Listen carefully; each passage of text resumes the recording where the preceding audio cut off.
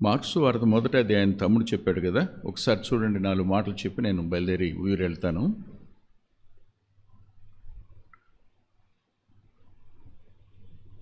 పదహారవ వచనం. సముద్ర తీరం. 2 21వ వచనం.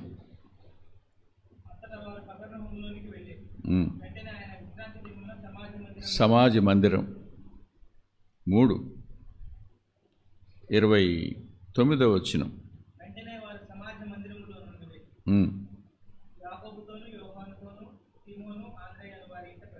ఇంట. 32వ వచనం. 33వ వచనం. పట్టణము. చాలు. 1 సముద్ర తీరం, 2 సమాజ మందిరం, 3 ఇల్లు, 4 పట్టణం. Lord mention 4 places. అది సముద్ర తీరం, అది సమాజ మందిరం, అది ఇల్లు, అది పట్టణం. ఇది మనం. ఆ దినాన్న సముద్ర తీరాన్ని ఉన్న అన్నిటినీ పట్టణాలు అనేవాళ్ళు. ఇప్పటికి కూడా మచిలీపట్నం, పైకెళ్తే నిజాంపట్నం, ఇంకా ముందుకెళ్తే గంగపట్నం, ఇంకా ముందుకెళ్తే దుగిరాజుపట్నం, ఇంకా ముందుకెళ్తే చెన్నపట్నం, ఇంకా వెనక్కెళ్తే పట్టణాలు. సముద్ర తీర ప్రాంత అనేది వ్యాపారానికి, భూమి మీద ఉన్నవారికి, అంటే సముద్ర తీరానికి దూరంగా ఉన్నవారికి సరఫరా చేసేటువంటి ప్రాంతం అది. విచిత్రం, ప్రభువు లేని సముద్ర తీర ప్రయాస లూకాసు వార్త 5 ప్రకారం ఫలితం లేనిది, ఒట్టిపోయిన ప్రయాస. వారి వలలు ఒక్క చేప కూడా లేదు. ప్రభువు లేడు, ఆ సముద్ర తీరాన ఒక చేప లేదు. అది సమాజ మందిరం. ప్రభువు లేడు, అక్కడ దురాత్మల యొక్క నివాసం. ఆ ఇంట ప్రభువు లేడు, ఆ ఇంటిలో రోగం. ఆ పట్టణంలోనికి ప్రభు వచ్చేటంత వరకు ఆ పట్టణం నానా విధాలైన రోగాల చేత, సమస్త దయ్యాల చేత నిండి ఉన్న పట్టణం. ఇది ప్రపంచం. కానీ ప్రభువును మాత్రం కోరుకోం. ప్రభు మాట మనం వినం, ప్రభువుకు మనం లోబడం, ప్రభు ఇష్టాన్ని మనం నెరవేర్చం. ఆలోచించండి, ఈ సముద్ర తీరాన్న ఆయన పిలిచాడు, రాస్తుంది, పిలిచాను.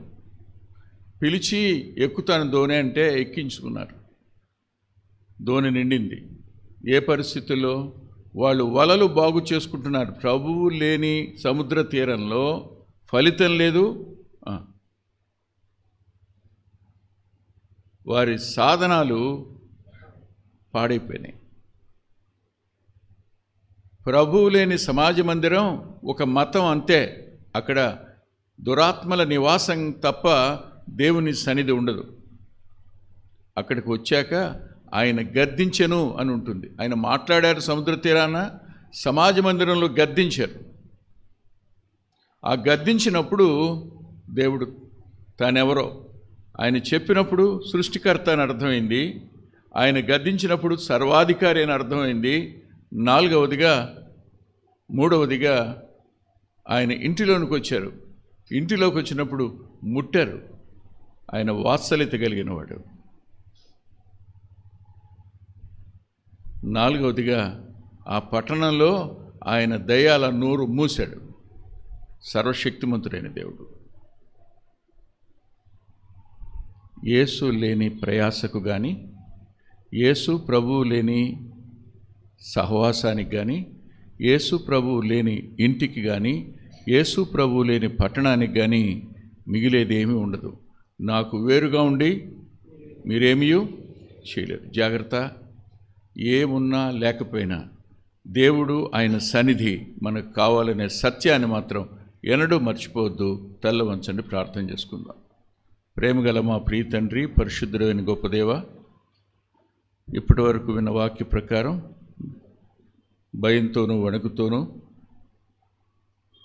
మీరు నేను వచ్చు పర్యంతం జ్ఞాపకం చేసుకోమని చెప్పిన రొట్టె ద్రాక్షరసంలో పాలుందే కృపనిమ్మని యేసుక్రీస్తు ప్రభువారి పేరిట ప్రార్థిస్తున్నాం తండ్రి.